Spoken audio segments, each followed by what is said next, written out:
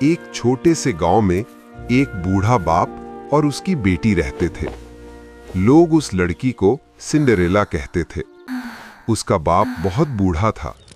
ان کے پاس صرف ایک چھوٹی سی لکڑی کی ریڑھی، ایک زنگ آلود کیتلی اور ایک پرانا توا تھا جس پر ہر صبح پراٹھے پکتے تھے۔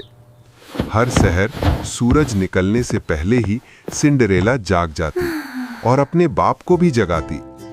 باپ بیٹی روزانہ اپنی لکڑی کی دکان کھولتے۔ گرم پراٹھوں اور کڑک چائے کی خوشبو سنسان گلی میں پھیل جاتی۔ کچھ دنوں میں لوگ آ جاتے، پراٹھے کھاتے، چائے پیتے، مگر بہت تھوڑے پیسے دیتے۔ اور کچھ دن کوئی بھی نہیں آتا۔ دونوں انتظار کرتے کرتے تھک جاتے۔ ایک شام آسمان معمول سے پہلے ہی اندھیرا ہو گیا۔ ہوا زور سے چلنے لگی اور گلی بہت جلد خالی ہو گئی۔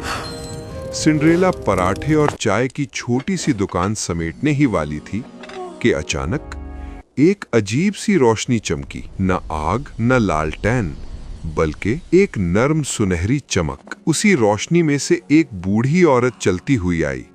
اس کے کپڑے سادہ تھے۔ وہ ریڑھی کے سامنے رک گئی، نرمی سے بولی، کیا مجھے چائے اور پراٹھا مل سکتا ہے؟ سنڈریلا لمحہ بھر کو رکی، پھر مسکرا کر بولی، جی بالکل۔ اس نے اپنا آخری گرم پراٹھا پیش کیا اور کانپتے ہاتھوں سے چائے اونڈیلی۔ عورت نے آہستہ آہستہ کھایا، پھر فارغ ہو کر باپ بیٹی دونوں کی طرف غور سے دیکھا۔ سنڈریلا نے ادب سے مسکرا دیا۔ اچانک اس عورت کا وجود اور زیادہ چمکنے لگا اور پھر اس کے پرانے کپڑے بدل گئے۔ ایک خوبصورت پری نمودار ہوئی جس کے پیچھے چاندی کی دھند جیسے پر تھے۔ سنڈریلا اور اس کا باپ حیرت سے سانس روک بیٹھے۔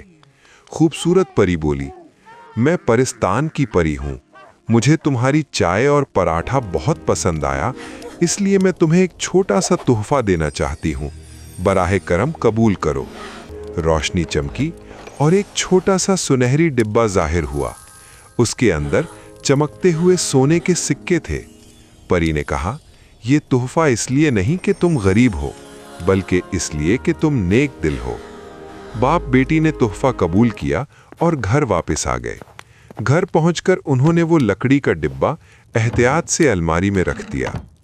دن گزرتے گئے، وہ چائے اور پراٹھے بیچتے رہے، مگر اب انہوں نے ایک اصول بنا لیا تھا، کوئی بھی بھوکا خالی ہاتھ واپس نہیں جائے گا۔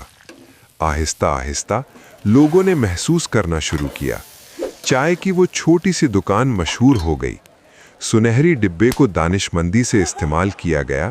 اچھی چائے اور بہتر پراٹھوں کے لیے سامان خریدا گیا۔ ان دونوں کے لیے گرم کمبل اور سنڈریلا کی تعلیم۔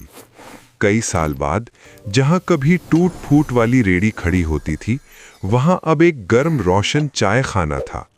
اور کبھی کبھی سرد راتوں میں سنڈریلا ایک پلیٹ پراٹھے باہر رکھ دیتی، بس اس امید میں کہ شاید پرستان کی کوئی پری دوبارہ گزرے، کیونکہ وہ ایک سچ جانتی تھیں، جادو پریوں سے نہیں آتا، جادو نیک دلوں سے جن لیتا ہے۔